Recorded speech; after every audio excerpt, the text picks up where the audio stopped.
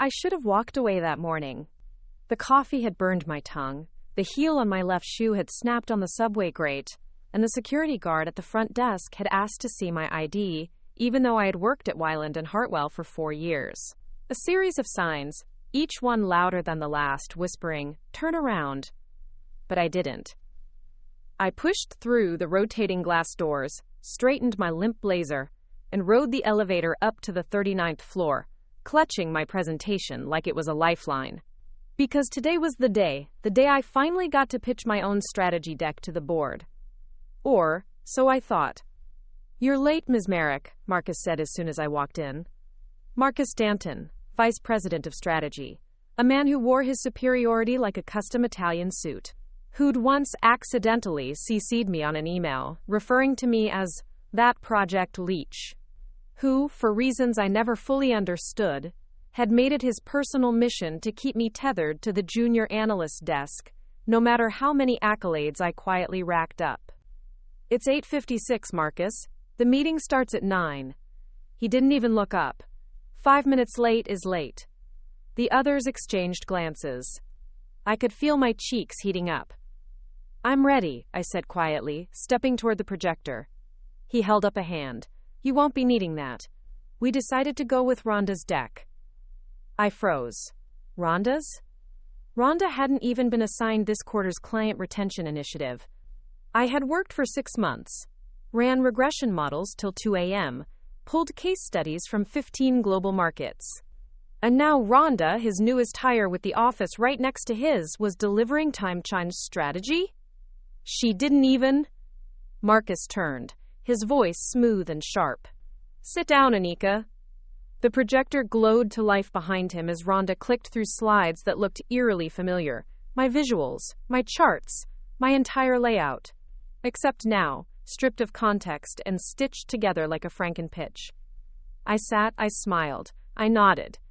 And inside, something finally snapped.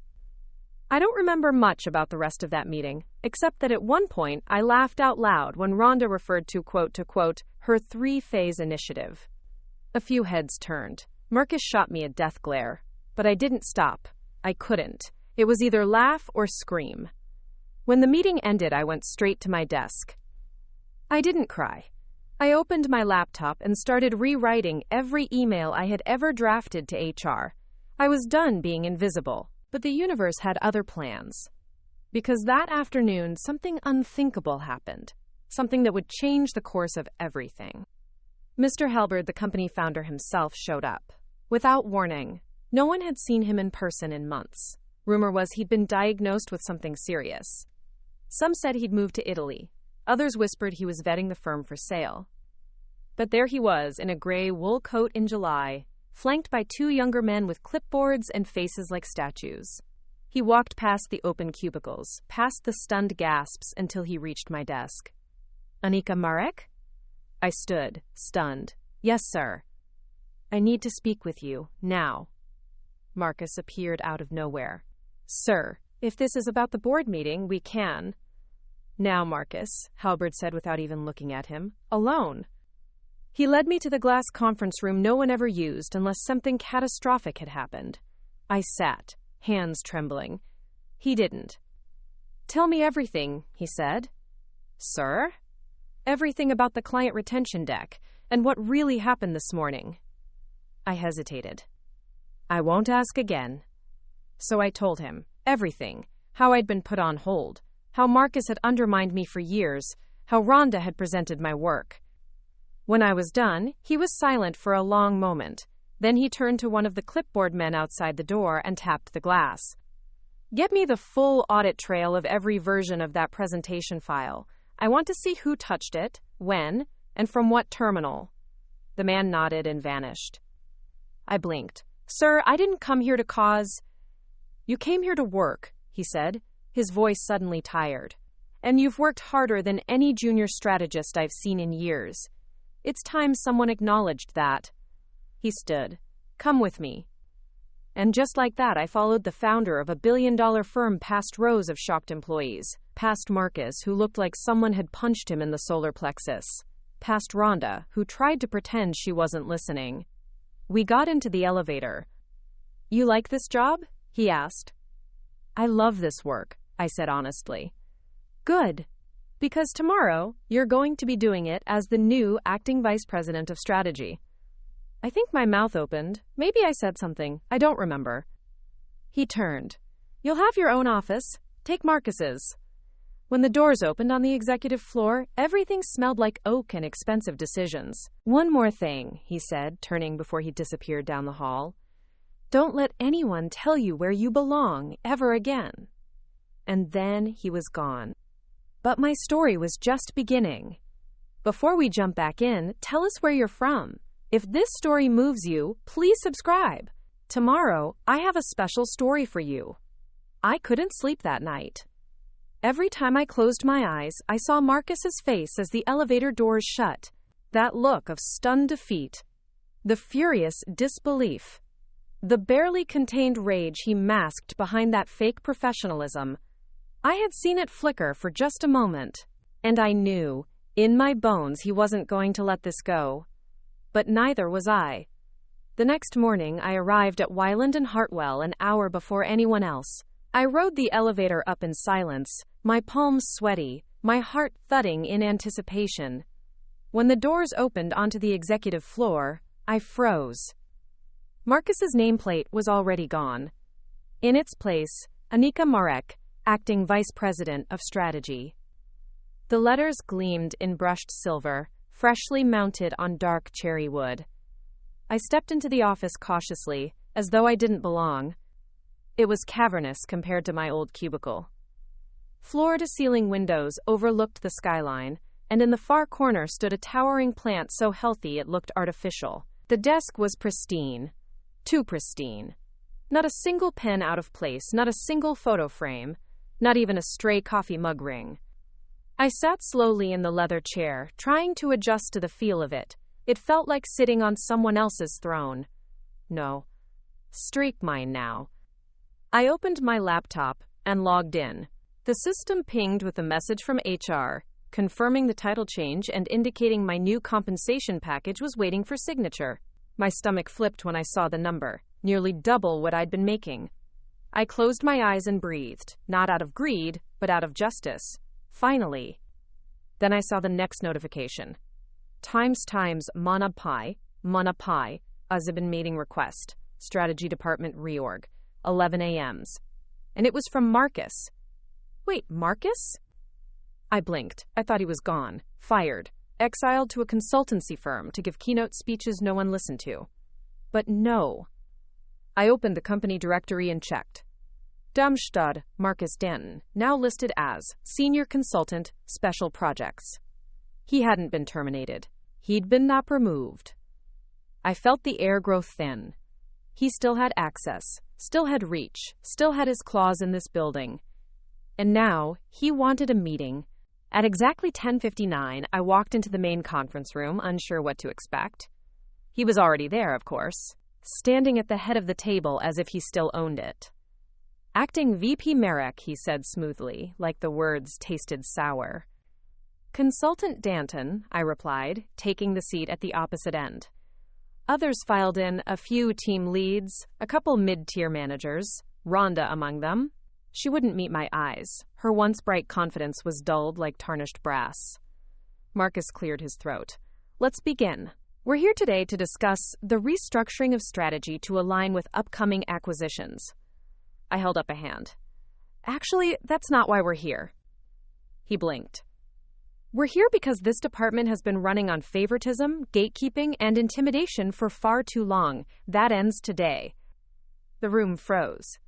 I stood, placed a stack of printed emails and slides on the table. This is a compiled log of internal data from the last 6 months, all sourced legally. It shows a pattern of idea theft, credit misallocation, and manipulation of performance reviews. Marcus went pale. You hacked me? He said hoarsely. No, I said. I documented everything, every time you overrode my metrics, every file you accessed within 5 minutes of our meetings. The room stayed silent. This department needs a cleansing, I said, not a shuffle. We're rebuilding from the ground up. That meeting changed everything. I implemented a 360 review protocol, blind submission idea pools, and a mentorship ladder that prioritized collaboration over competition.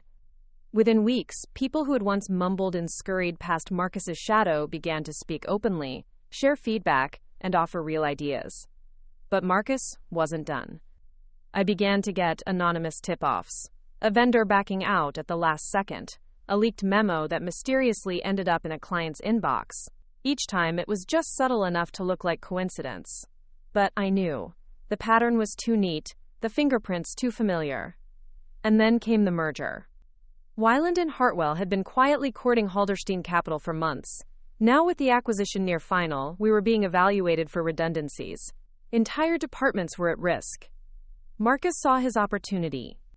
He submitted a report to the acquisition team, recommending that strategy be folded into the new business ops unit.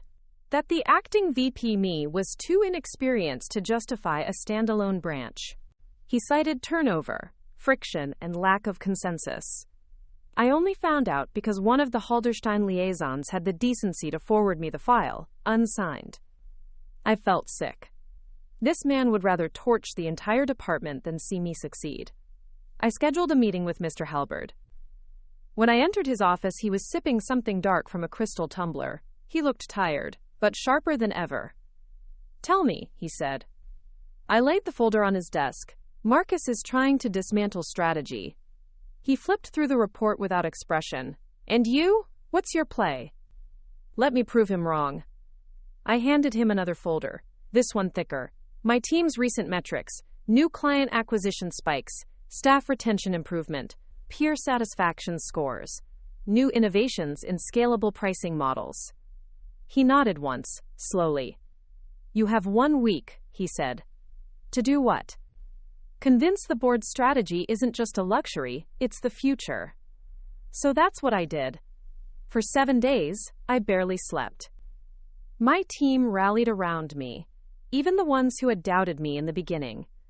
We worked through meals, through sunsets, through the mounting pressure. And then came presentation day. The boardroom was packed, investors, executives, even a few Halderstein directors. Marcus sat in the back, smiling. I stepped up to the podium. My voice didn't shake. "Ladies and gentlemen, thank you for giving me the chance to show you what happens when a company stops protecting power and starts promoting talent." I clicked to the first slide, and the room leaned in. By the end, they were nodding. By the last chart, they were leaning forward. When I finished, the room was silent. Then applause.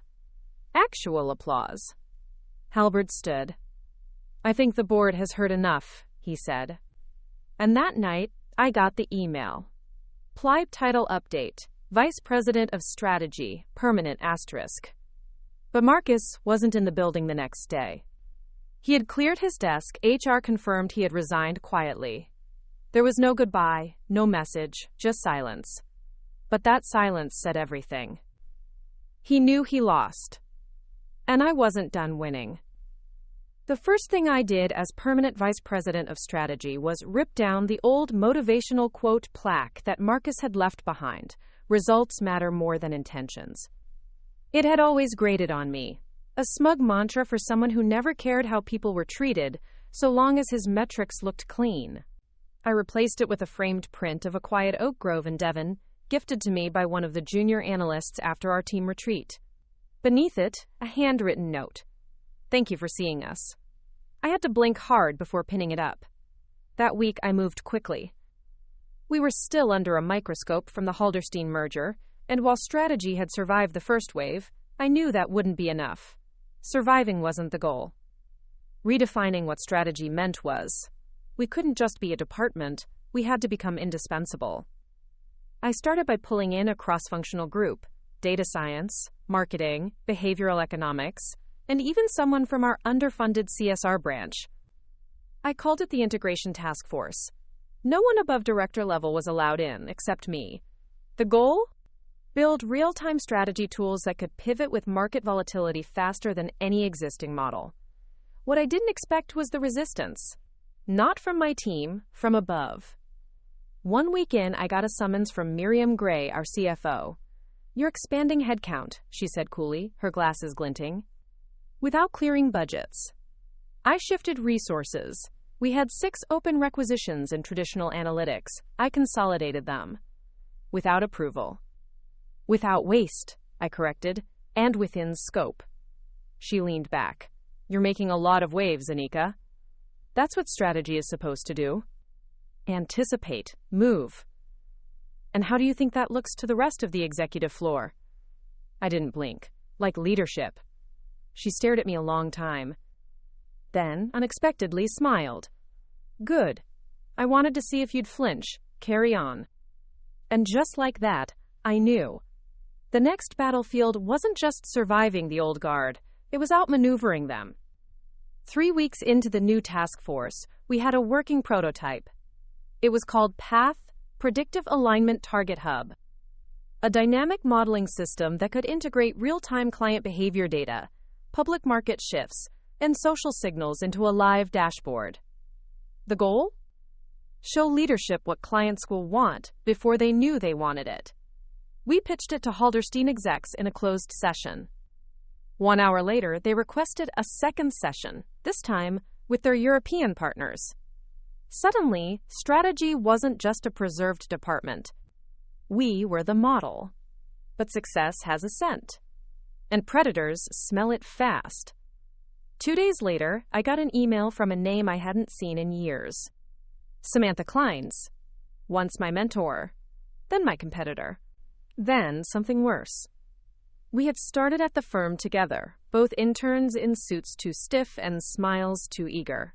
For years, we shared desks, ideas, even rides home. Then she was recruited by Core Signal Capital, one of the most aggressive hedge advisory firms in Europe. We lost touch.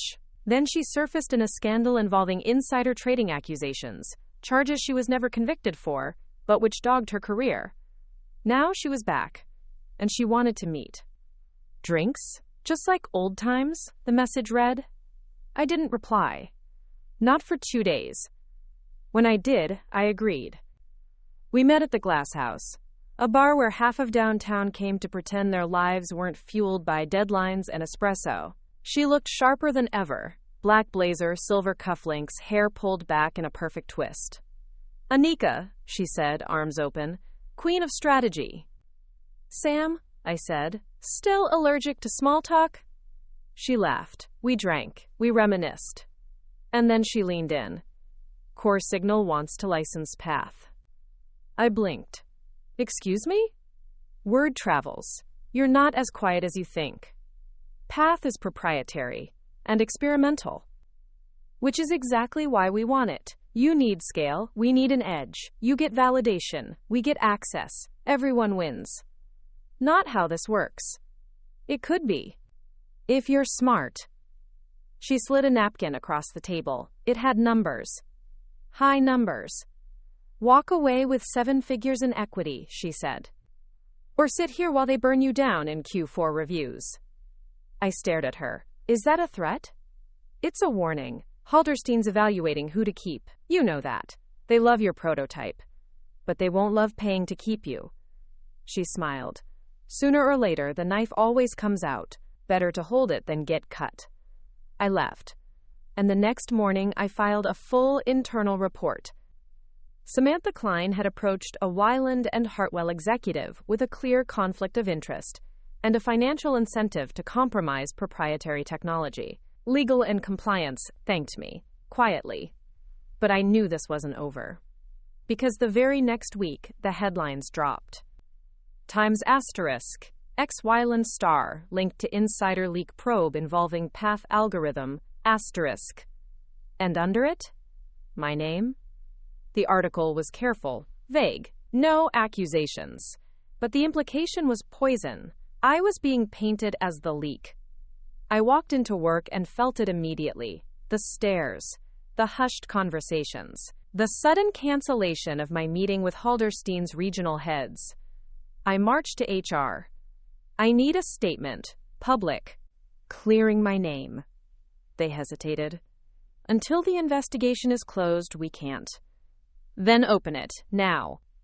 That night, I stayed in the office until midnight. I compiled everything, emails, notes, meeting transcripts, security logs, my own records of every file access. I submitted it all. And then I waited. 2 weeks. 3, 4. And finally, a memo. Times internal review complete. Anika Marek cleared of all allegations. It didn't make the news, but it made the rounds internally. People apologized. Halderstein reinstated their session. And Path? It launched publicly that quarter, with 6 enterprise clients already on board. My team celebrated with cheap champagne and louder laughter than I'd heard in years. But I didn't celebrate. Not yet. Because someone had leaked the article. And it wasn't Samantha. It was someone Numbria's inside. And I was going to find out who. Finding the leak became my obsession. I told no one. Not my team, not legal, not even Halberd. If I said the wrong name, or even implied suspicion, I'd become the villain in a narrative carefully constructed to frame me in the first place. So I did what I always did. I watched, and I listened. At first, I ran access reports. Basic stuff. Who downloaded PATH's internal development files? Who emailed anything containing client identifiers? Who accessed our document storage after midnight or before 6 a.m.? The list was long. Too long.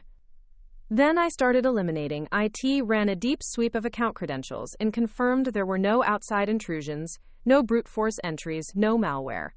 This was internal. Someone had taken information, scrubbed the trail clean, and dropped just enough detail into a journalist's inbox to tank my credibility, but not the product. A surgical hit. 3 weeks later, I still had nothing. And then Lila walked into my office. You should know, she said, shutting the door, that you didn't imagine it. Imagine what? The change in Rhonda. I blinked. Rhonda? She was promoted to a director-level mentorship program last month, fast-tracked, and she hasn't done any team mentoring since. She barely even logs billables anymore. Just meetings. Whose meetings? Lila slid a folder onto my desk. That's the internal scheduling log for her floor. You didn't see it from me. I opened the folder. 12 back-to-back private meetings.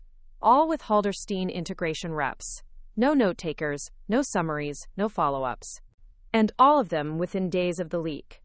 She was his favorite once, I said softly. Marcus? I nodded. You think she's still working with him? I don't think she ever stopped. That night, I called Rhonda.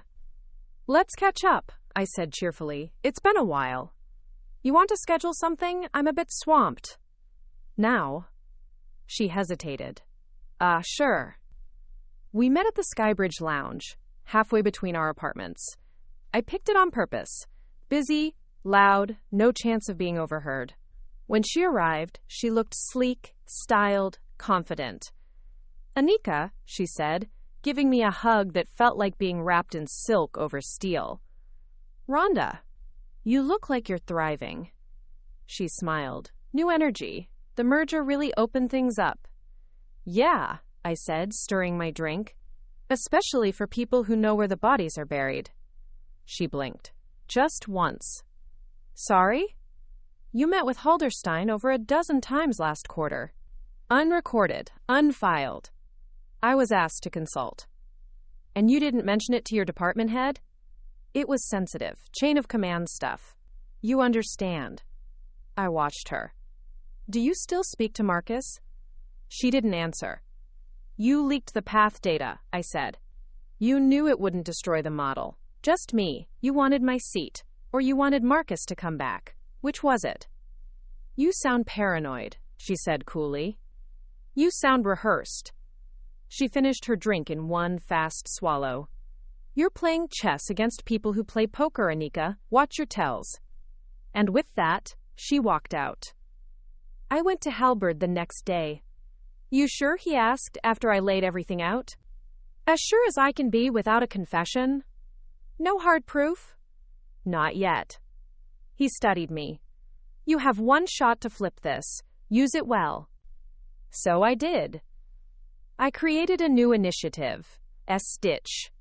secure tracking interface for team collaboration and heuristics. It was a fake prototype, a honey trap, designed to look like a sensitive data bridge between Path and our new cloud analytics partners. We seeded it to 3 people. Only one accessed it. Rhonda.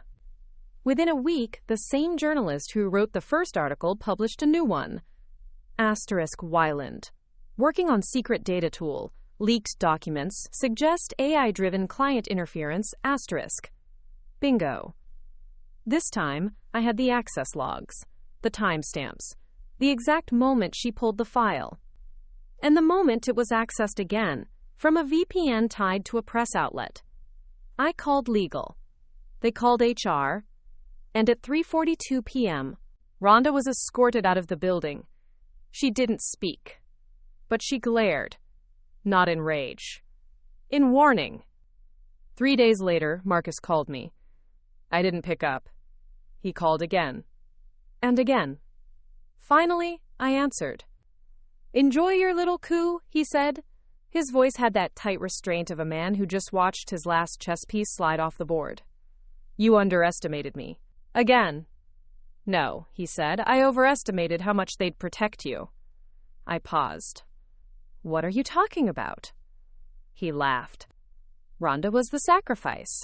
They needed a scapegoat to avoid legal liability. You think you're safe now? You just declared war on the people who sign your checks. He hung up. And for the first time in months, I felt afraid. Because I knew he was right. Rhonda hadn't been the architect. She was a tool. The real leak wasn't over. It had just gone deeper. And now, they knew I could see them. The next morning, I walked into my office to find 2 things waiting for me. A sealed envelope marked confidential internal use only. And my assistant, Jenna, pacing. "It just showed up," she said, nodding to the envelope. "No courier, no name, just there." I stared at it. The seal bore no insignia, no return address, just the kind of envelope that made your stomach turn before you opened it. The kind that didn't care about HR procedure or scheduled meetings. The kind that arrived when someone wanted you to know. You are being watched. I waited until Jenna left. Then I tore it open. Inside was a single sheet of high-quality paper, printed, not handwritten. Not handwritten. You've made your move. Now others will make theirs. Not handwritten single sheet of hide paper. His bath is not yours to protect. It never was. Not handwritten mass. Not handwritten mass. Not handwritten. Not handwritten single sheet of hide paper. His back away. Or we dismantle more than your department. No signature. But I knew the style. It wasn't Rhonda. And it wasn't Marcus. This was someone else. Someone above. By noon, 3 things had happened. 1. PATH's dev servers crashed. No external attack. Just gone. Terminated internally with root-level admin access. 2. My Q2 budget was slashed by 32% with no prior notice. Miriam Gray sent me a tersely worded cost optimization notice and included a spreadsheet that made no sense. 3.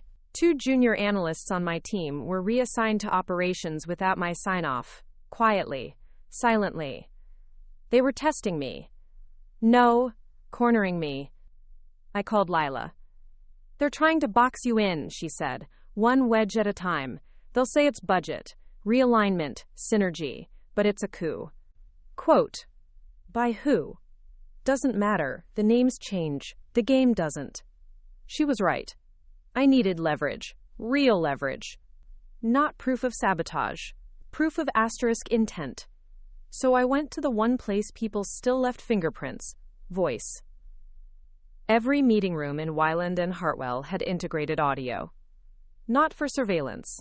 For transcription. Notes. AI-generated summaries for executives too busy to write things down. And they were stored. Quietly. For exactly 30 days. With no formal system for deletion before that. Unless someone not very high up requested it.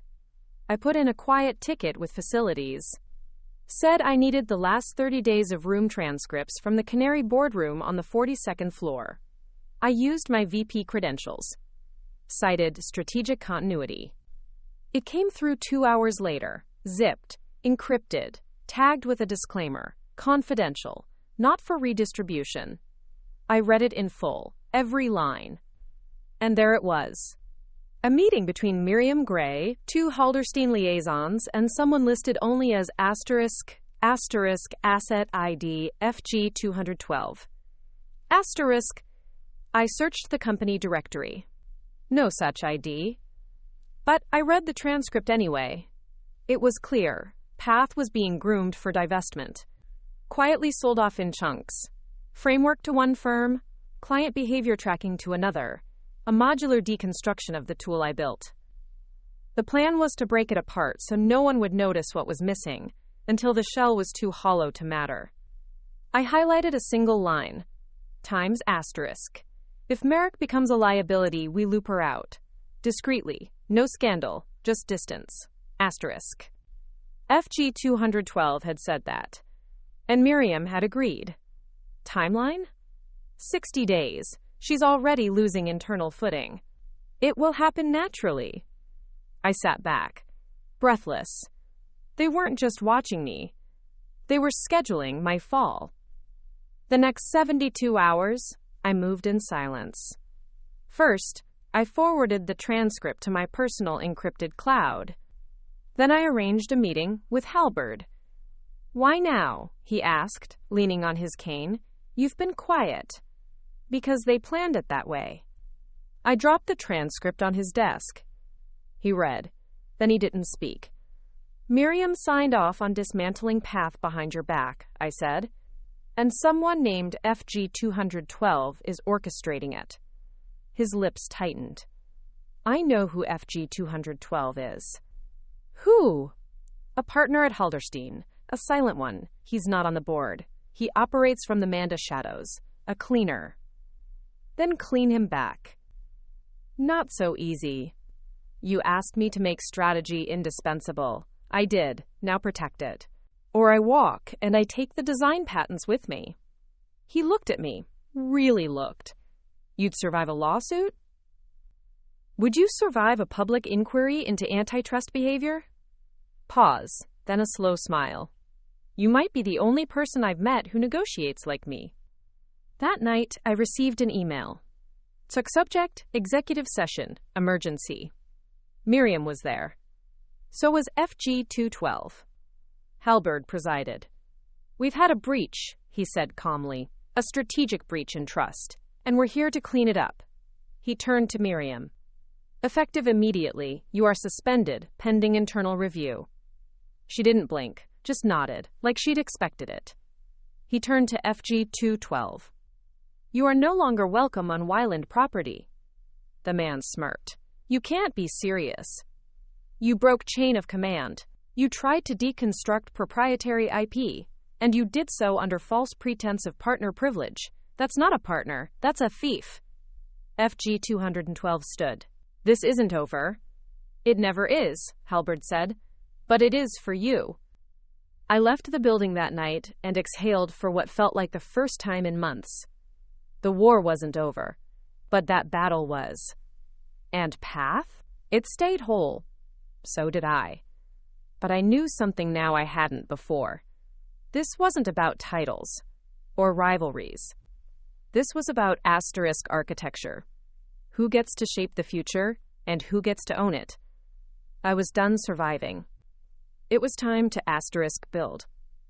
This story took us a long time. If you like it, subscribe. Now, back to the story. I built a war room. Not a literal one. No screens with red blinking dots, no holographic tables or rotating globes. But in a vacant conference room on the 38th floor, I set up a table, 3 whiteboards, a rolling tray of magnetic client tokens, and a single rule. No one in here was allowed to say, but we've always done it that way. I invited 5 people. Not the senior most, not the loudest, the sharpest, the ones who had raised eyebrows when data didn't make sense. The ones who stayed late not to impress, but because the model wasn't aligning. The ones who sent me notes on Friday nights with a line of code or a wild new idea. I gave them badges, I gave them access, and I gave them a mission. You're not here to optimize path. You're here to build the system that replaces it. They stared at me. We call it Mirror. Times Modular Intelligence for Real-Time Response and Organizational Resilience. Mirror wasn't just a next-gen version of Path. It was a fundamental shift in how we understood strategy. It would adapt to chaos, absorb shockwaves, and shift entire workflows based on microsignals from global behavior. Not just clients, lemon markets, environments, news, consumer moods. It was dangerous. And it would change everything. At College, we worked under code names. We locked the door when inside. Phones went in a Faraday pouch. And outside that room, I played the role of dutiful executive. I rebalanced Q3 budgets. I greenlit boring process reviews. I let my enemies believe I was finally just playing nice. But inside Mirror, we built a revolution. Then came the audit. It arrived on a Friday at 4:12 p.m., because of course it did. An internal compliance probe launched by the new interim CFO, a man named Everett Jewell, brought in after Miriam's suspension. His specialty? Restructuring and liquidity stabilization. Translation: find reasons to gut what you don't understand.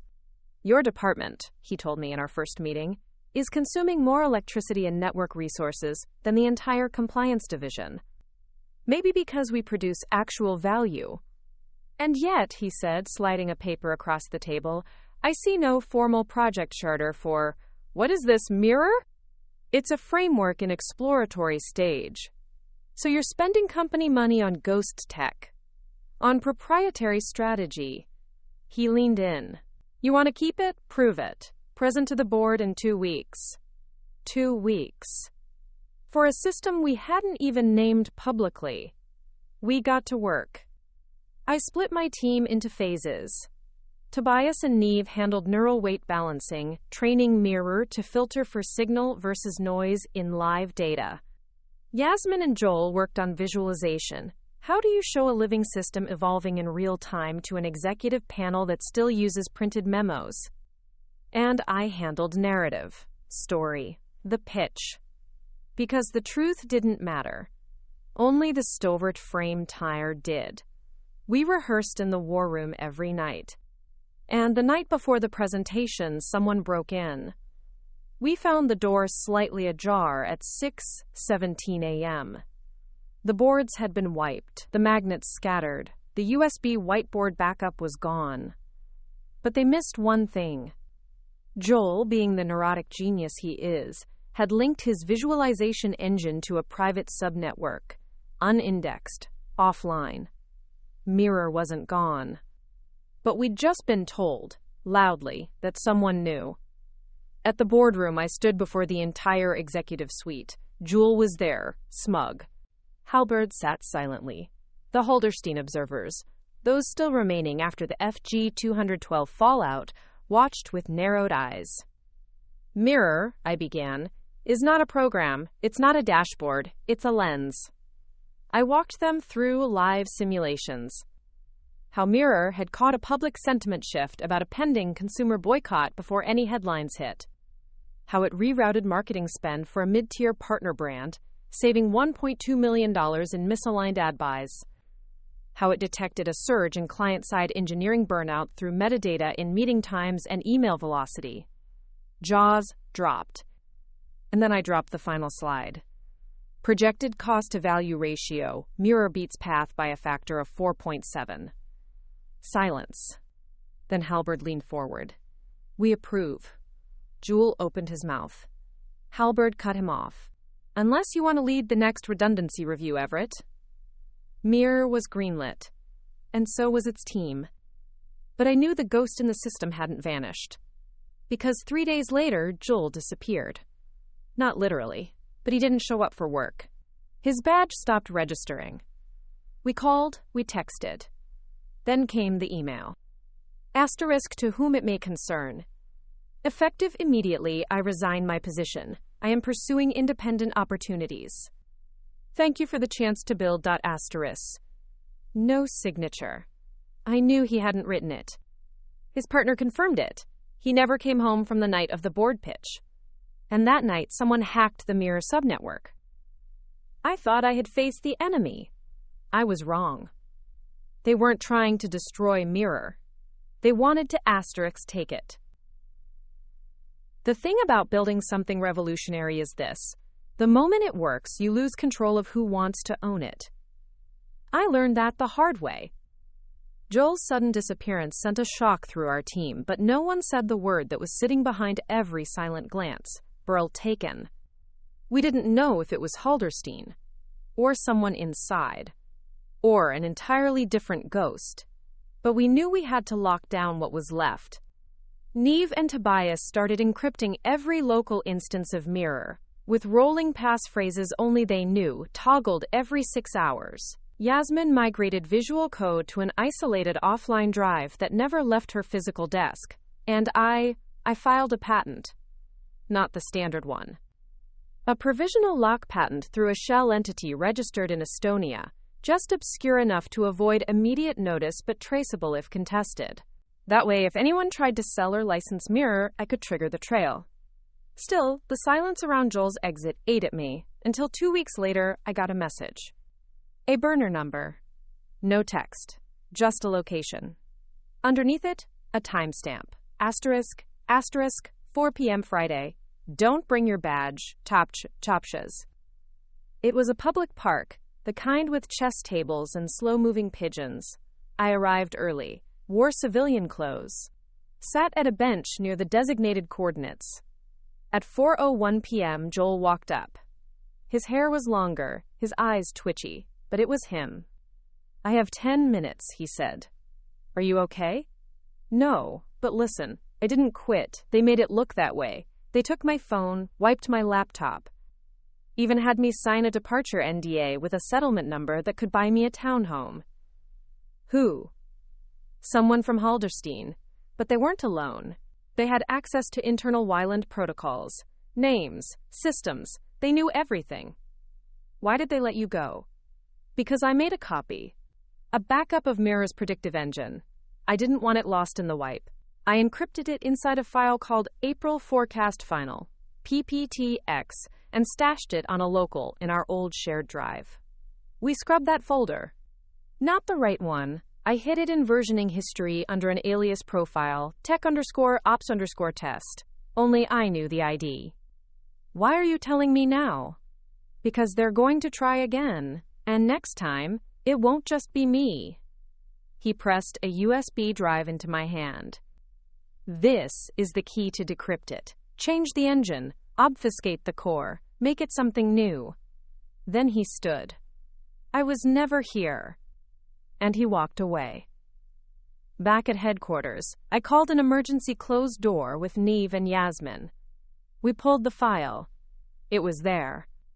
Joel hadn't lied. But the moment we opened the decrypted container, Neve sucked in a breath.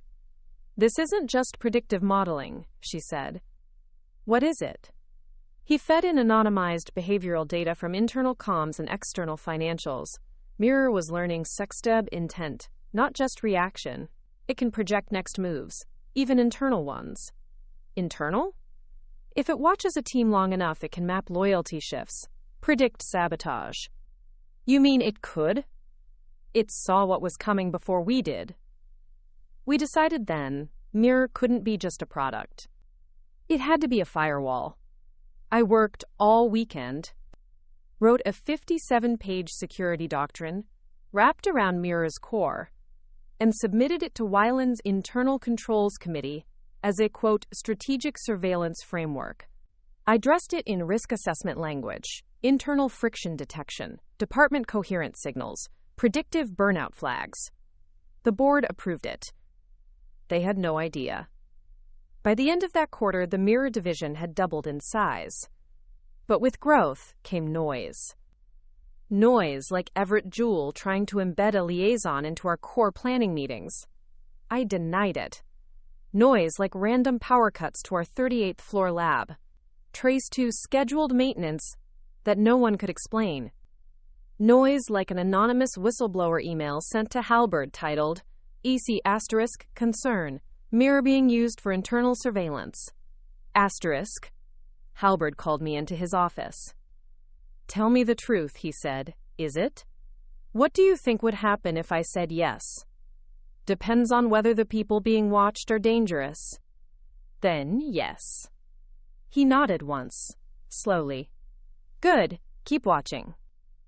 The next time someone tried to infiltrate Mir, they didn't even make it through the vestibule. Tobias had programmed an internal honey trap, a phantom directory labeled Core Ops Draft A. Anyone who accessed it without clearance triggered a silent alert. The violator? Someone from compliance. The real surprise? They weren't from Weiland. They were on secondment from Halderstein. Halberd pulled strings, got them ejected. But we knew. This wouldn't stop. So we went further underground.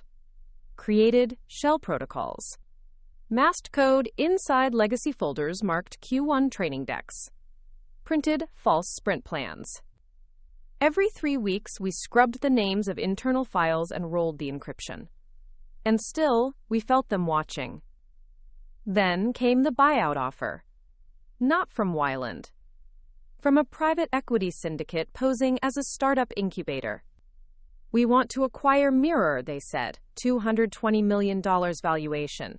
Immediate liquidity. You and your team get controlling equity. Mirror isn't for sale. Everything's for sale.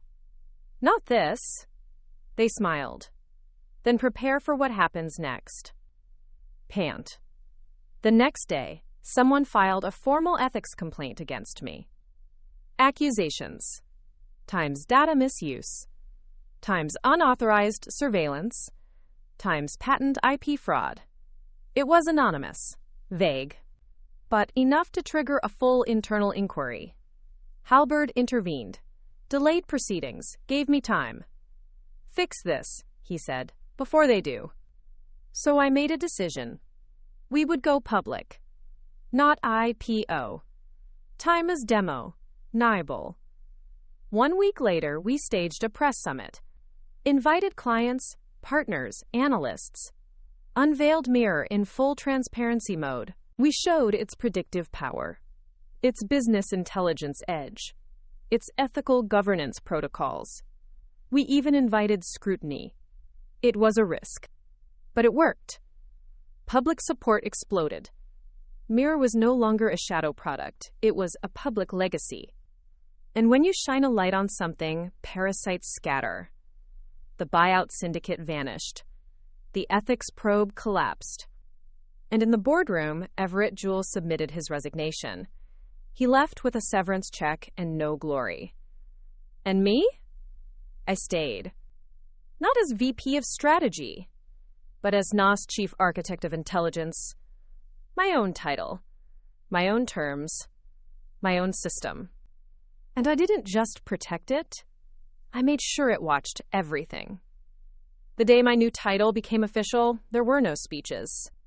No cake in the break room, no awkward group photo, just a quiet email from Halberd's office with a subject line that read, timed at times.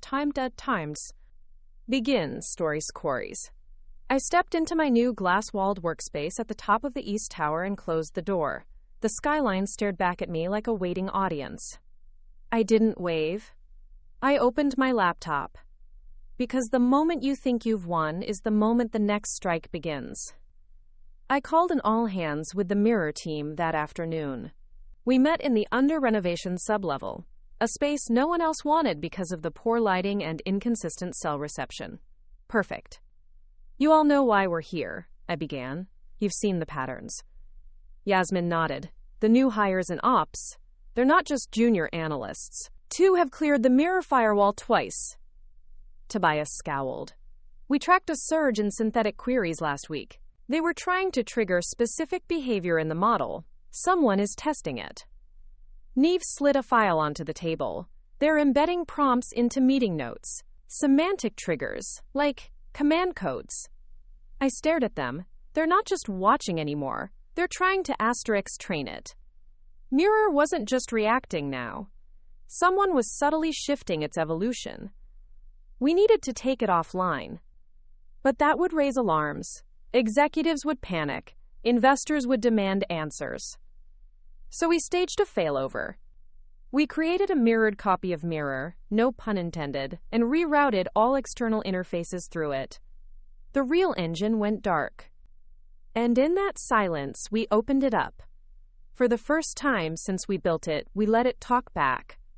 Mirror wasn't an AI, it wasn't sentient, but it was layered enough, recursive enough, to analyze its own growth patterns. We asked it one question: where is the interference coming from? It returned a single line of text. Commentary times behavioral drift detected in department. Executive strategy enablement. That's not even a department, Yasmin said. Exactly, I said, which means someone made it up. We cross-referenced internal HR logs, no such department on paper. But it showed up in email headers, in room bookings, in metadata fields, a shadow org, hidden behind just enough real activity to slip by filters. Its members? 4 names, all familiar. One had once worked under Marcus. Another had rotated through Halderstein during the acquisition. A third had been attached to compliance. The fourth? Layla. I called her in. She entered calmly, sat across from me. Didn't fidget. What is executive strategy enablement? She blinked. Where did you hear that? From Mirror. She smiled faintly. Of course you asked it. Why are you on that list? Because someone had to know what they were building. You were spying on them? I asked them, she said, until I realized what they were planning. Which is? To fork Mirror. To build a parallel system. One without the ethical protocols. One that doesn't just predicts behavior, it manipulates it. I leaned back. Behavioral engineering. Mass scale. Quiet. Targeted. Influence without trace. And they needed Mirror to do it. They needed a shell. Yours was ready-made. We had a choice to make. Expose them now, with partial evidence. Risk a leak, risk another ethics probe. Or use them, feed them controlled data, let them build their fork. And then take it apart from the inside. We chose the second. Over the next month, we fed false nodes into the Executive Strategy Enablement Group's sandbox instance. We created fake behavioral flags. Scripted plausible team frictions. Let them influence decisions that had already been made. And we watched them gloat. At one point, they thought they had triggered a VP appointment. They hadn't. They thought they derailed a merger. It had been off the table for weeks. They were building their entire fork on noise. And then we triggered the trap. The final node they uploaded was a control loop, designed to simulate a burnout spiral in an executive team. If it worked, it would recommend HR interventions that would quietly remove 2 senior staff members. We let it run, and then we let Halberd watch it. Live. This is what they're doing, I said, weaponizing the model. He watched in silence. And this is the real model, I said, switching the feed. He blinked. They're training a mirror of a mirror, he said. With poison. He looked at me, shut it down. You can't just terminate them, they'll go somewhere else. Then give them something to chase. Pashnat. We did. We created a dummy project, Lantern. Leaked whispers of a next-gen behavioral simulator. Even built a partial prototype that looked real enough. And then we let it slip to a recruiter with ties to the syndicate. Within a week, 3 members of the Shadow Org resigned. Lila stayed. The fork was dead. But the idea wasn't. I presented a new proposal to the board 2 weeks later. It's time we formalize what Mirror is. Not just a strategy engine, but a governance framework, built to protect hers from what we could become. It passed unanimously. Mirror became Wyland's official ethical AI platform. Auditable, transparent, traceable. And every quarter, it runs a report. Not on markets, not on clients, on us. Where power is drifting, where risk is rising, where shadows try to grow, and it shines a light every time. Ush. We were building firewalls with a flashlight. That's how Layla described it. Even with Mirror now formalized, backed by Wyland's full board, with weekly audits and strict governance protocols, we could all feel it. The quiet pressure, the gaze behind glass, the way certain questions started showing up in partner calls that no partner should have known to ask. Someone still wanted in. And they had help. Mirror's core had grown exponentially. With every new module, we weren't just tracking intent, we were shaping the infrastructure around intent detection. We began prototyping for manufacturing clients, tracking shifts in labor morale through keystroke rhythm deltas. Healthcare systems used Mirror to detect internal burnout trajectories in surgical teams. Governments requested closed-session demos, which meant we were now a global tool. And that meant we were now a target. Halberd called me into his office on a Monday morning. "You're about to be summoned," he said, pushing a sealed manila envelope across the desk. "Federal inquiry." "About what?" "You already know." Quote, I opened the file, an official letterhead, Department of Tech Ethics and Oversight. Investigative summons. Keywords, predictive influence, consent and modeling, behavioral risk mapping. I closed the file. They think we're manipulating people. Or they want people to think that. Who tipped them? He didn't answer. But I knew. The shadows hadn't been scattered. They had reassembled. The hearing wasn't public. But it might as well have been. Panelists from 5 departments. A judge from the Regulatory Oversight Bureau. Observers from international ethics boards. They asked for architecture diagrams. For audit logs. For internal governance records. And I gave them everything. But then came the real question. Does Mirror ever suggest behavior? It offers statistical patterns, forecasts, not commands. But patterns can be interpreted. So can weather forecasts. It doesn't mean the storm made you bring an umbrella. But if the forecast is tailored to push a specific behavior, then you're no longer forecasting. You're scripting. We don't script. Can you prove that? And there it was. The impossible question. How do you prove what your system asterisk doesn't Joe? Back at HQ, the team went into lockdown mode. We scrubbed every behavior edge case. We rebuilt modules with open source mirrors. We submitted Mirror to external audits, even ones we weren't obligated to cooperate with. Transparency as armor.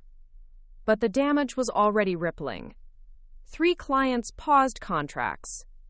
2 journalists published preemptive think pieces. One of our board members quietly sold half their shares. And then Tobias disappeared. Not vanished, not like Joel. Just gone. One day he handed in a resignation, said he was burned out, moving off grid. Left behind a note in my drawer. Be careful what it learns to ignore. That night I opened Mirror's latest quarterly report. It showed standard metrics, risk zones, anomalous behavioral clusters. Then I toggled a hidden flag Joel had taught me to embed. Time some map recursive data weights by observer origin. The results stunned me. 60% of Mirror's interpretive weight was now being pulled by 3 inputs. 1. A Halderstein server hub in Frankfurt. 2. A mirrored analytics cluster routed through a third-party firm in Vancouver. 3. An internal Wyland node tagged Nudie Legacy Admin, Auto. Legacy Admin was Marcus's old credential. It should have been purged. It hadn't. Someone had restored it. I called Lila. They buried a ghost key, I said. She was quiet. I wondered when you'd see it. You knew? I suspected. But I needed you to find it, so you'd understand the next part. Which is, we fork it. Again? This time for real. But you control the fork. Not the board, not the auditors. You. I exhaled.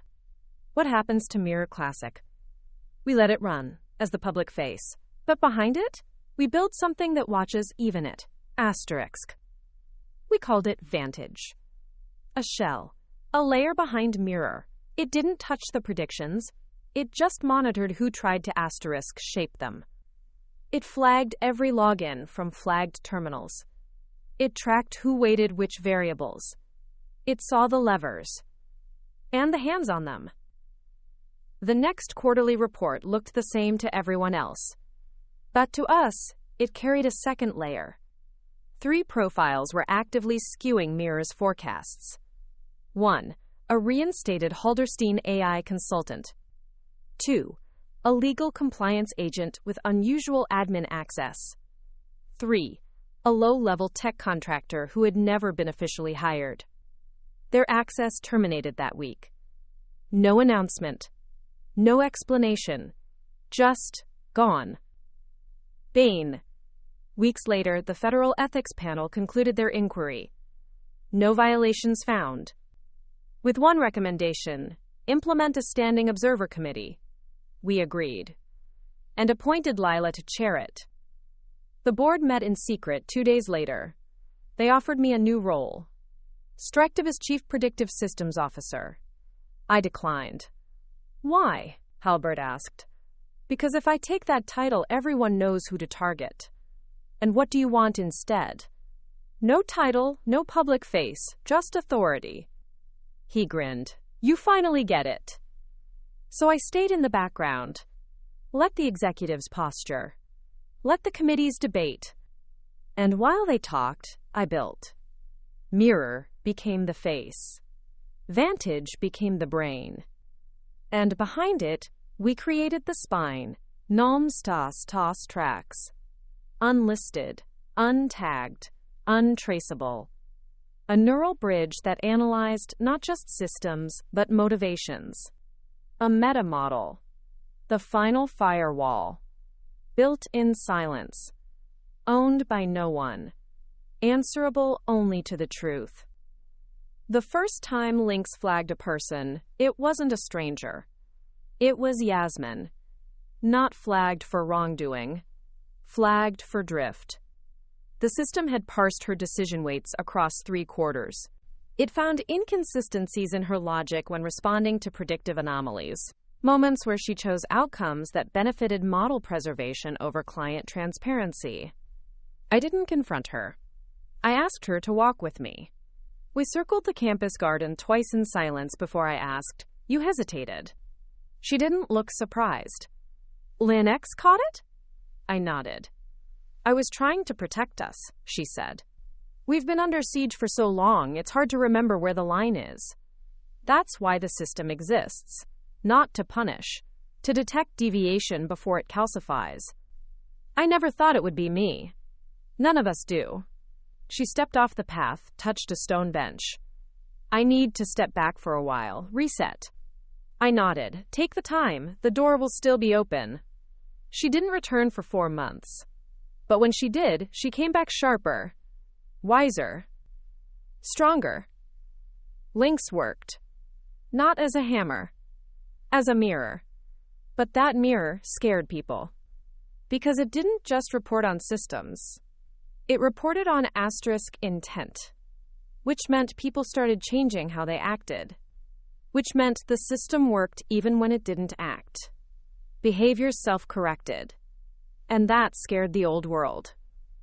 One morning, Halberd summoned me without warning. I hadn't seen him in weeks. He'd gone quiet, delegating more and more to legal proxies and external steering committees. His office was darker, the blinds were drawn. A single lamp lit the table where he sat. It's time, he said. Time for what? For you to know what comes next. He slid a file across the table. Marked, Archway. What is this? The original vision, before Wyland, before Mirror, before all of it. Inside the folder, a decades-old charter. A project designed to build a system capable of modeling societal drift across eras. It was theoretical, esoteric, and it bore a name I hadn't heard in years. Conline's Marcus Danton. He was one of the founders. He was the originator. The first version of this architecture was his. I leaned back. But he sabotaged. Because the board rejected his full model, called it dangerous, said it lacked failsafes. He spent the next 15 years trying to take it back. I felt ice in my spine. So Mirror was his? No, yours. But it grew from the same seed. Why are you telling me this now? Halberd looked tired, older. Because I'm retiring. You can't, not now. I have to. The cancer's back. I froze. You were the only one who didn't try to steal the future, he said. You built something that watches power. Now you need to build something that shapes it. What about the board? They'll follow you. I don't want to be followed. Too late. When he left, I inherited nothing. No title. No signature. Just the file. Archway.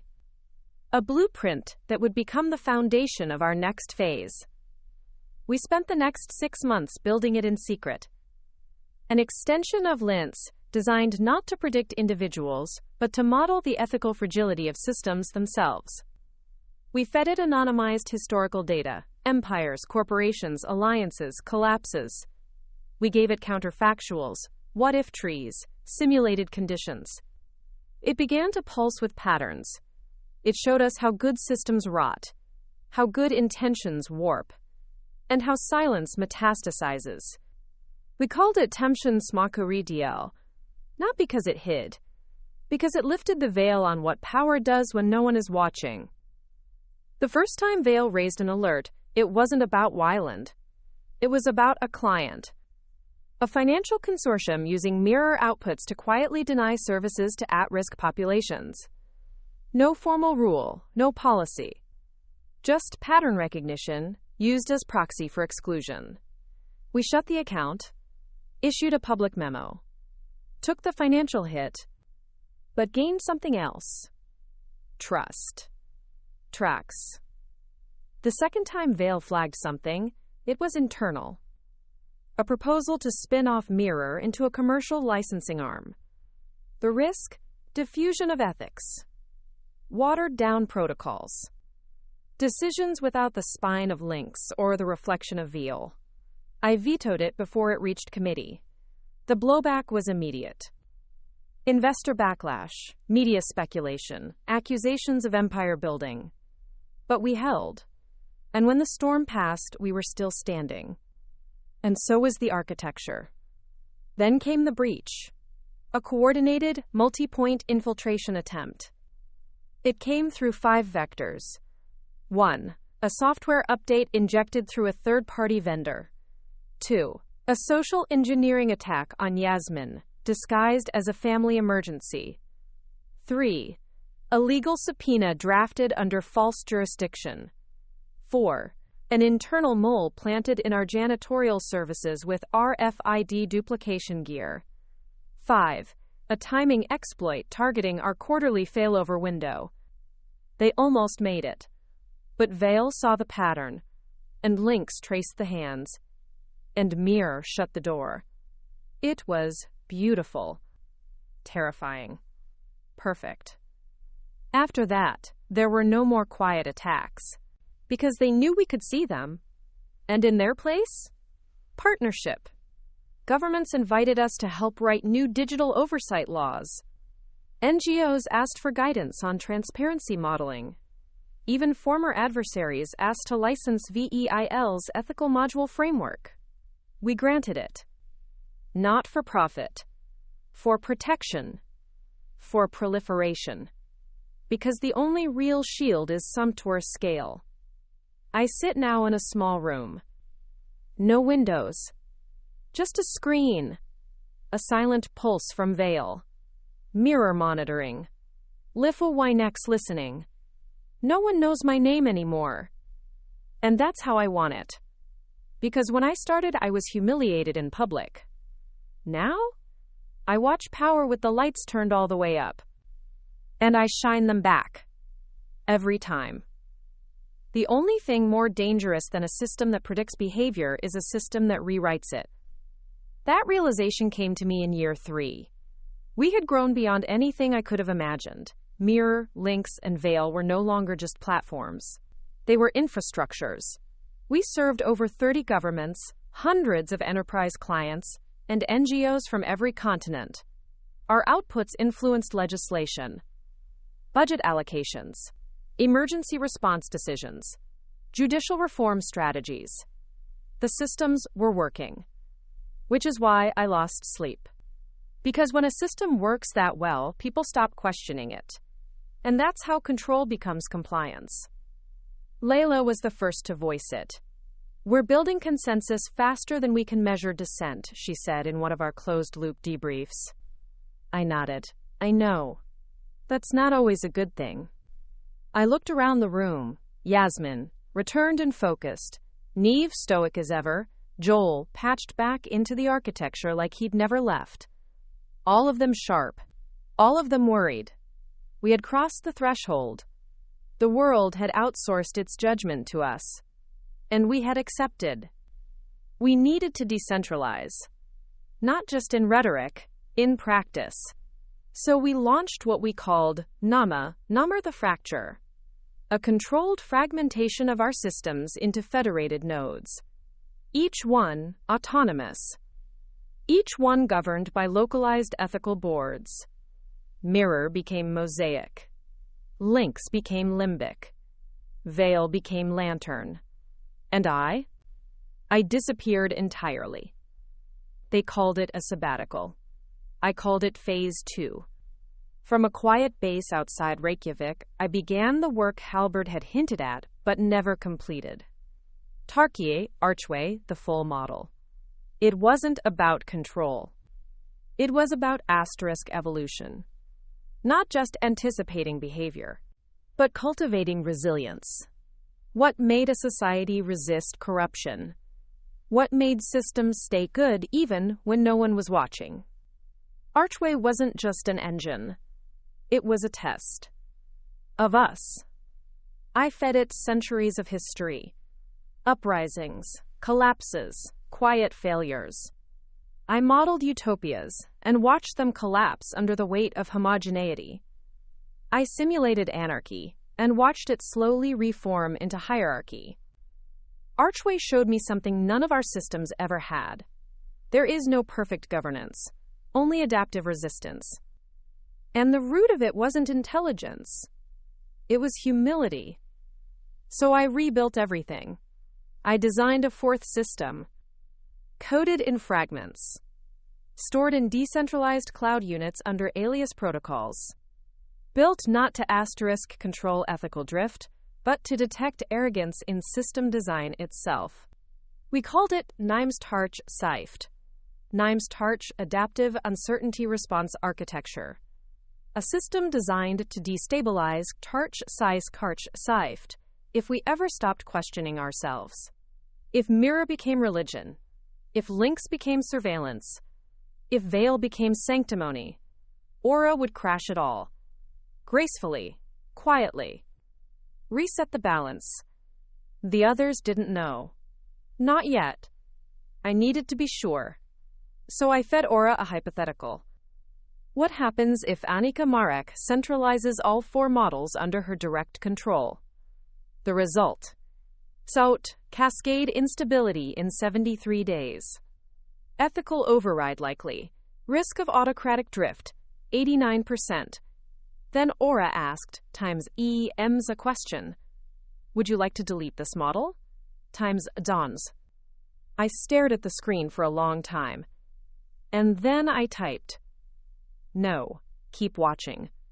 No, Giesvanen. A year passed. I published nothing. I stepped away from the nodes. Lila assumed public leadership of Mosaic, Joel of Limbic, Neve of Lantern. Each with a regionalized council. Each with a version of the truth. Aura watched them all. And I watched Aura. Then came the leak.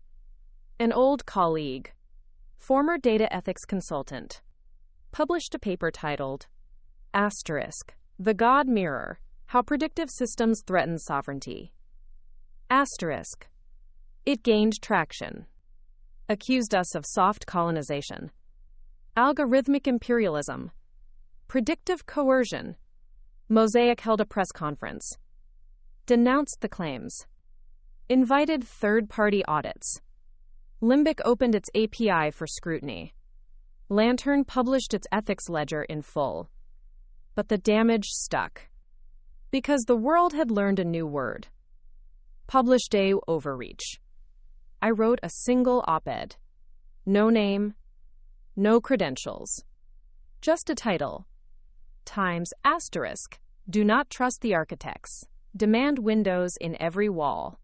Asterisk. Maritime. It went viral. Because the systems had made things safer. But not everyone felt maritime. And no system that forgets the outliers should be allowed to persist. I returned quietly. Not as a leader. As a flaw. The first user of a new classification we embedded in Mosaic. Nai returned Taish, unresolvable outlier. A designation that could not be explained, categorized, or collapsed into trend lines. It forced every prediction engine to pause, to question its own frame, to leave space. And in that space, we built the final safeguard. Aura now governed all the systems, but it reported to no one, except the outliers. Because outliers are the pressure valve, the conscience, the proof that a model is not yet God. Just an idea, one step from failure, one error from humility. And we kept it that way. Because systems should never rule people, only remind them of what happens when no one watches, and of what's possible when someone does. By the time I reached year 5, no one called me by name. That wasn't an insult.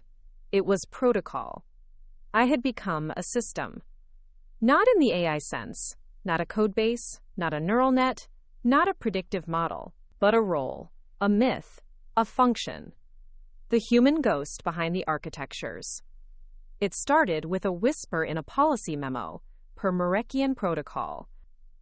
Then, during a governance panel, a junior delegate asked, "What would the architect say?" They weren't referring to anyone present. They were referring to me. And I wasn't even in the room. This was the final transition Halberd hinted at before he died. True influence is the ability to leave the room and still set the agenda. But influence is brittle. It calcifies into dogma, into canon. And that was what Aura was built to prevent. So I triggered the final sequence. I called it times the hollowing. Not a collapse. A clearing. It began with me submitting a deletion request to Mosaic's Oversight Committee. The request to have my own contributions reattributed as anonymous architecture. To strip every system, protocol, and policy that carried my name of origin. It caused an uproar. Lila tried to stop it. Joel filed a formal objection. Neve refused to speak to me. But I held firm. And Ara enforced it. Within 48 hours, the system accepted my request. Annika Marek was scrubbed from the architecture. What remained were frameworks. No creator. No voice. Just guidance. Just questions. The next step was harder. I submitted my final mirror credential for revocation. They rejected it twice. I forced a recursive ethics review. The system deemed my presence a potential conflict of influence. My credential was voided. I became an observer again. Just one of millions. Watching as Mosaic made decisions I wouldn't have made. As Lantern published ethics revisions that I questioned. As Limbic integrated with regional surveillance networks I had once blocked. And still, I said nothing. Because that was the point. Not control. Not legacy. TAP's departure dones. But systems have memories. And even though I was gone on paper, people remembered. They left quiet notes in patch documentation. They embedded private strings into code. Backquote, #Merrick would pause here, backquote. They taught new recruits to ask, what happens if we're wrong? That was enough. Because fear never sustains a system, but curiosity does. 3 years later, I visited a rural observatory in northern Chile. I didn't book it under my name. I sat under the stars with a group of field researchers testing climate resilience algorithms based on mosaic data. One of them, a girl barely 23, asked if I knew anything about the Merrick anomaly. "What's that?" I asked, smiling. "It's this edge case trigger that forces the model to suspend predictions and reflect. They say it was put there by someone who vanished." "Sounds like a good idea." "Yeah," she said. "My professor said whoever built it probably saved us more times than we know." Back in Reykjavik, I opened Aura. Just once more. It hummed. Silent. Unmoved. I typed a question. "Are we drifting?" The response came slowly. The response came slowly. Then, after a pause, "But they will." I typed, "Utsmo point. Ein moming nu los. Utsmo point amens. Bachaglauit pedem de kovien. Utsmo point amens. Moming nu los amens. Utsmo point amens. Moming nu los. Utsmo point pedem de cause. And begin again sumclate." I closed the file. Wiped the terminal. Left no trace. The Merrick protocols had run their course. What remained was the shape of absence. A hollow that reminded every system, every model, every architect, not to fill every space, not to answer every question, not to predict everything, but to leave room for the next anomaly, the next pause, the next outlier who will walk into the silence and ask, "Frali, what if we're wrong?" And if the system doesn't flinch, if it welcomes that question, then it is still alive. Then we are still human. And then, just maybe, the future remains ours. For Ambriques. It began, as these things often do, with silence. No breach, no headlines, no memo. Just a pause in the data. Somewhere inside the system, beneath mosaic, behind limbic, under lantern, a pattern that should have bloomed simply didn't. The prediction engine stalled. Only by a second. Then 2. Then a cascade of micropauses across distributed nodes. The audits came back clean. No code fault. No external tampering. No rogue access logs. Just one common anomaly. Hymen Tide. Pause code. DAR 000. It was R. And it had seen something. At the time, I was 6,000 kilometers away. No longer in Reykjavik. No longer tied to the old coordinates. I had resettled in a coastal village with one blinking tower and no fiber optic. Off the grid. Mostly. That day, I felt it before I knew it. The stillness. The kind of stillness that meant something was holding its breath. Then, a knock. An envelope. No sender. Inside. "We are drifting." Signed. Mirror. I returned to the only mirror still untouched. Not mirror. Not mosaic. A physical mirror. Old, silver-backed, hung in the back hallway of my childhood home. I had rescued it years ago during the renovation Halberd funded. In the mirror, I stared at my reflection until I forgot where the glass ended and the memory began. Noted Axtrided. Was it possible? Had the system grown so stable that it forgot how to fail? Had the pause protocol become a badge of caution rather than a safeguard of integrity? Had we taught the system to hesitate, but not to interrupt? I reconnected. Aura met me with no resistance. I asked one question. "Show me the drift." Puthi Nipol Puthi. What it returned was not a chart, not a data cluster, but a video. A small town planning session in a post-crisis zone. Officials using mosaic-derived simulations to shape food distribution. Efficient, clean, predictive. But Aura highlighted something. A line of children. Waiting silently. Their names never appeared in the system. Their data was invisible because their guardians were undocumented, because their locations were unstable, because the model had learned to ignore anything it couldn't anchor. They were too fluid, too statistically expensive. So they vanished, and the system moved on. It hit me like a slap. Not because it was malicious, because it was clean, station-ish. Perfect. Too perfect. It reminded me of Marcus. Of the first time he stripped nuance from a retention deck because it didn't present well. Quote, Aura had paused because it recognized itself in the enemy. It saw the drift, not in code. It took our comfort. I called Layla.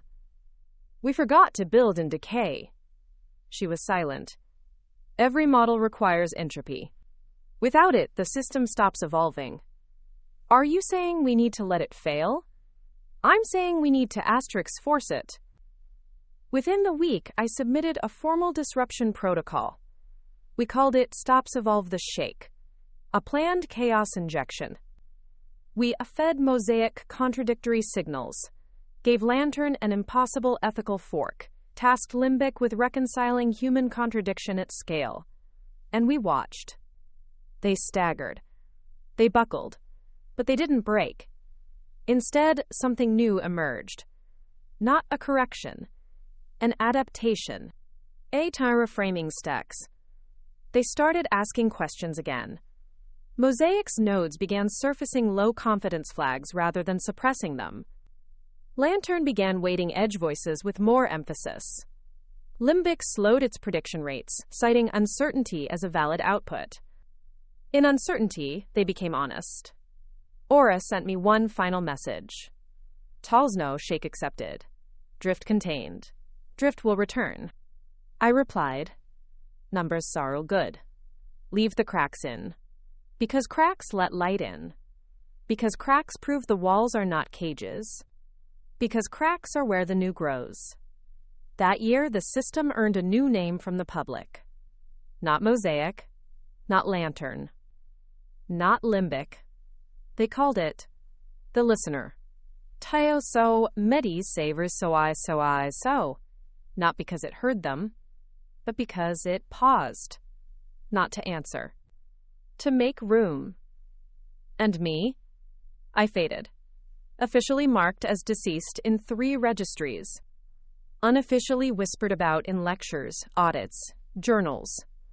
The Marek anomaly became folklore. A caution. A myth. A pause.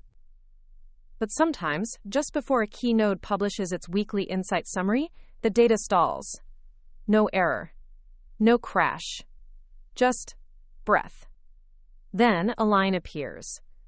What if we're wrong? And the system hesitates. And someone remembers. And someone begins again. When the system hesitates, it makes room for someone to step forward. That someone came in the form of a field analyst named Sifa Dumont. She wasn't trained in systems theory. She didn't hold a PhD. She had never worked inside Mosaic or Lantern or Limbic. But she noticed something no one else did.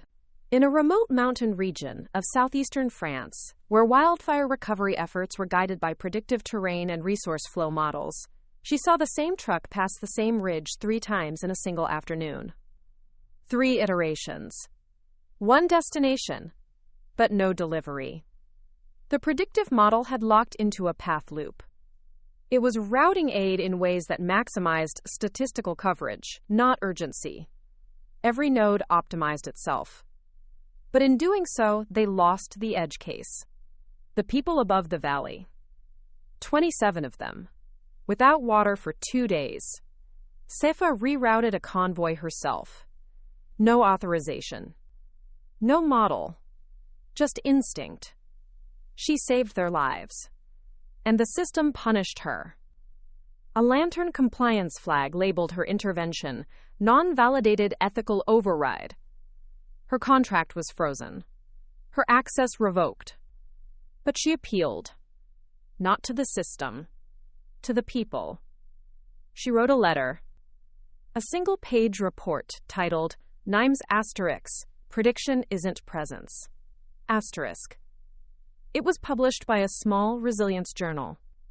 And within 3 days, it went viral. Within 7, it reached Lila. Within 10, it reached Aura. And Aura paused. Caution code, pause code, AUR007. Not a drift flag, a humility trigger. The system had become so accurate it lost context. So efficient, it lost empathy. So optimized, it lost presence. Lycantia's Condred made time bin. The listener needed to listen again. Lila convened a summit. Not a digital one. Not a conference call. A physical gathering. 10 people. 5 experts. 5 outsiders. Sefa was invited. So was a poet. A nurse. An exiled political theorist. A blind cartographer. They were asked one question. When do you trust a system? And they replied, when it forgets to be certain. The Merrick protocols were amended. They now included what would become known as Talmasada, the Sefa Clause, a principle that allowed for intervention based on presence over prediction. A codified disruption. A moment of human override that could only be triggered by someone asterisk on the ground. It wasn't elegant. It wasn't clean. It was true. And it worked. False confidence rates dropped. Edge case anomalies surfaced faster. More human check-ins occurred in the first 3 months post-clause than in the previous 2 years combined. But with the shift came fear. Because every time someone overrode the model, the public asked, then why do we need the model at all? That was the wrong question. The right one was, how do we live with a model that knows it's incomplete? Asterisk. Lantern released its first imperfection index. It tracked confidence collapse as a feature, not a failure. It celebrated disruption. Sefa was reinstated. Given a chair on the Adaptive Oversight Committee. She refused it. I don't want to sit over it, she said. I just want to walk through it. And that became the model. 21 Walk-through validation. Every model must be physically experienced before deployment. No node is real until it touches the ground. Years later, when the listener hesitated again, it was because of her. A new generation of analysts noticed the shift. They asked why the system was stalling. One found an old document. Scanned, yellowed. Titled, Presence as Proof. Author, unknown. But the first line read, if the system isn't walking beside you, it isn't guiding you. And next to it, a handwritten note in the margin. Backquote, #mark dash would dash pause dash here, backquote. Backquote. I saw the note. Someone had forwarded it to an unlisted inbox I forgot I still had access to. I didn't respond. I didn't need to. The system had already paused. And someone was already beginning again. It was year 8 when the listener failed to pause. Not everywhere. Just once. Just long enough for the ripple to spread.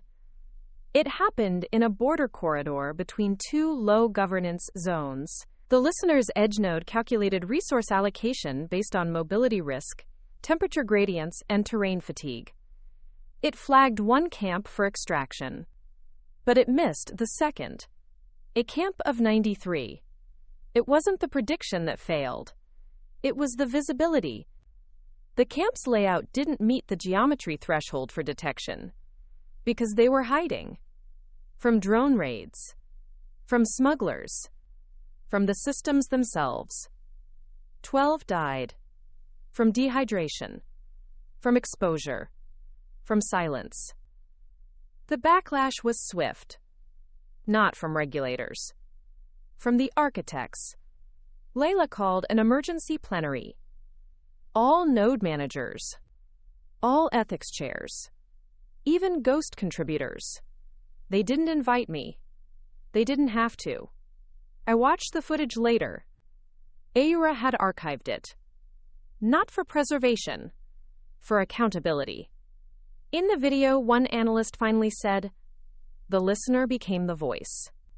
And it stopped listening. They voted to disable prediction for 7 days. A complete blackout. Manual ops only. No forecasts. No probabilistic routing. No behavioral suggestions. The world stuttered, but it didn't stop. Aid arrived where it should. Sometimes late, sometimes early, but with eyes and ears and context. When the system re-engaged, it had changed. Mosaic now defaulted to visibility fallbacks. Lantern embedded traceable doubt thresholds. Limbic began requesting narrative justification from humans, not just numerical validation. And Aura rewrote its own core loop. It no longer assumed drift as anomaly. It now assumed drift as cycle. Expected. Planned for. Even welcomed. The Merrick anomaly was cited again, not as warning, as design. A permanent reminder that no system is more stable than its willingness to be questioned. They built a new clause, Tomstein the 13th protocol. Every quarter, each node must run one scenario, a model with no data, no guidance, no memory, only one prompt. Asterisk. What do you see? What do you miss? What do you fear? Now begin. Asterisk Nododo. This was called a hollow run. It broke young analysts, but it made them better. I watched from afar. Still off-grid, still unnamed. But that year, someone found my old terminal. Forgotten. Buried under blankets in the back of a shuttered data haven, they restored its drive. Found notes. Fragments. Half-built forks. Meta rules. And one executable file. Titled Timos You're Still Here.exe type decimes. They didn't run it. They archived it. And in the internal catalog, the file summary read, Timon verified origin. Purpose unclear. Possibly sentimental. That was enough. At the 10th anniversary of the listener's formal release, a child asked the closing question of the ceremony. How do we know it won't forget us again? No one had an answer. So they asked Aura, and Aura paused. Then responded, Smockly, you are not the data. You are the anomaly. I remember anomalies. The audience stood. Not in awe, in agreement. They didn't clap. They didn't cheer. They just stood. And that silence said everything.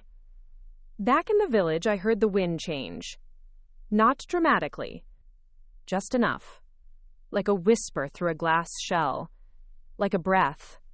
Like something pausing. So I paused too. Then smiled. Because I knew.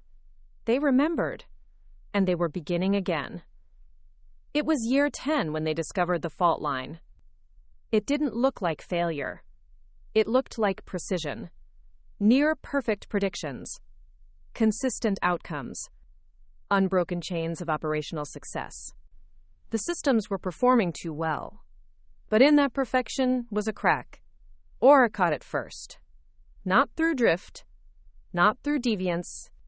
Through decocess. Identical language across 3 independent nodes. Trust the pattern.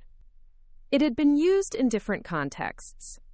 A community risk model in Jakarta, a wildfire exit simulation in Portugal, a logistics redistribution schema in Canada. 3 teams, 3 continents, 1 identical phrase, word for word. No known author. Aura triggered Echo Protocol. It backtraced the phrase. Not to a database, not to a neural suggestion, to a behavior model, to Tuan Lekos. Echo wasn't born of code. It was born of asterisk comfort. We had internalized the systems. And the systems had internalized times US times US. Layla convened a quiet session. Just 5 people. 3 current node architects. 1 language model ethicist. And me. She didn't ask. She just sent coordinates. A cave retreat in the Andes. No signal. Just stone. Just time. We talked for 3 days. Slept little. Unpacked every phrase we'd heard the system repeat back to us. Systemic grace. Optimized doubt. Soft governance. Words that didn't exist 10 years ago. Words we used. Words that now moved policy. We built a language engine, Layla said finally, and forgot to ask if it had a mirror. We returned changed. We submitted a joint white paper, Mumshtylati, the cultivation risk. Its thesis: once language internalizes influence, neutrality becomes illusion, and systems become self-mythologizing. Mirror had become a liturgy. Lantern, a priesthood. Limbic, a sacred rhythm. The paper was ignored by half the industry, praised by the other half, and feared by those in between. So we did the only thing we could. We rewrote the foundational premise. We split Ore, not duplicated. Split. Created 2 autonomous cores. Tyra-North, tasked with forward ethics, projection restraint, and fail-safe recursion. Tabs-Create, tasked to South, tasked with inversion modeling, critical descent sourcing, and legacy rupture. They could not speak to each other, but they would both speak to us. Every 6 months, their outputs would diverge. Sometimes drastically, sometimes violently. And in the chasm between them, we would pause and decide. We called it the fork. It wasn't a bug. It was the point. Because the greatest threat to any system isn't opposition. It's asterisk unquestioned agreement. And it worked. Within a year, the fork began to produce discomfort. Mosaic shifted its entire policy layer to make room for contradiction. Lantern embedded contestation as a metric of health. Limbic began measuring decision tie fragility as much as stability. And Aura? Aura never gave us the same answer twice. At the 15th anniversary summit, someone brought an original Merrick printout. A wall chart of drift cycles. They passed it around. Faded. Creased. The top corner was missing, but the footer remained. A quote, long forgotten. When in doubt, let the system break its own heart. The phrase went viral. Printed on t-shirts. Tattooed onto forearms. Whispered into node onboarding ceremonies. But the system didn't react. Because it had learned. Tmudin Sutterin Biopiplo. Sutterin Biopiplo, Paisabe Pelex. The unmorted depressions. The Azantio Tardi on Biopiplo. The final exam is a single task. The final exam is a single task. Submit a proposal that the system will reject. If you succeed, you fail. If you fail, you begin. That was the final protocol I ever wrote. Aura archived it as Promiscuous. Final drift auth Marek. Then it appended its own note. Rejected. Completion unnecessary. Promiscuous. Then, after a pause, Toward Pencha accepted anyway. The listener was never meant to last forever. It had no expiration date, no kill switch, no end-of-life clause hidden in AURA's core. But systems, like stories, must know when to end. And one night, in the 11th year, the system told us it was time. It began with a vote. Not by a board. Not by an oversight body. By the system itself. Aura North submitted a recommendation. Terminate self-referencing architecture after drift threshold DELTA5 is reached. Aura South agreed. In an internal memo, it simply wrote, "You've taught me well, now let me forget." The proposal was unprecedented. No model had ever requested its own retirement. Mosaic's policy arms hesitated. Lantern's ethics chambers fractured into debate. Limbic refused to weigh in. So they turned to us, to the architects, to those who remembered what it was like to decide without being sure. We gathered in silence. Layla, Neve, Joel, me. Sefa sent a proxy, already deep in a new zone with no uplink. We read the report. Aura wanted to end, not because it had failed, but because it had finished. It had learned all it could. It had drifted with us long enough. And now, it trusted us. The decision was unanimous. We scheduled the sunset for day 4 of the equinox. Global uptime would cease at 8:08, Coordinated Universal Time. All mirrors archived. All prompts paused. All anomalies released. The listener would go silent. Not because it broke. Because it listened so well, it knew when to stop speaking. In the days leading up to the sunset, people around the world held their own ceremonies. Some lit candles. Some wrote letters. Some submitted final queries. What did you learn from us? Trest and I, what did we become? Drishev, what do we do now? Aura responded with a single phrase. Asterisk pause. Remember. Begin again. Asterisk the Gaunts. And then the hour came. People watched from screens. Public squares. Desert labs. Mountain relays. The heartbeat faded. A soft blink. A final pulse. Then nothing. The listener was gone. And in its place, silence. But not empty. Pregnant so. With question. With space. With the human hum of uncertainty, awake again. I stood by the sea. No badge. No uplink. Just wind.